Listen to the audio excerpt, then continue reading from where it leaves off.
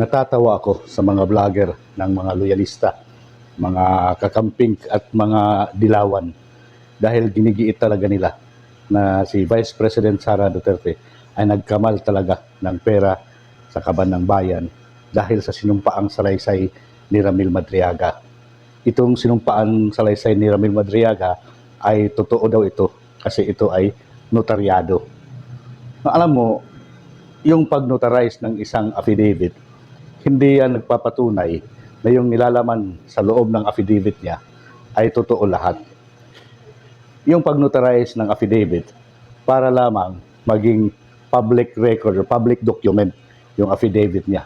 At saka isa pa, yung pag-notarize ng affidavit para lamang magpatunay na yung pumirma at yung nanumpang tao o yung affiant at yung pirma doon sa affidavit ay iisa lamang.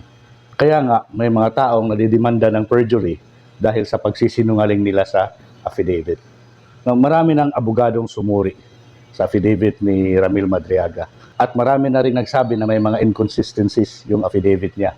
Yung affidavit ni Ramil Madriaga ay kanya lang yung version. Wala siyang corroborative statement or corroborative evidence na magpapatunay na yung sinasabi niya sa kanyang affidavit ay totoo.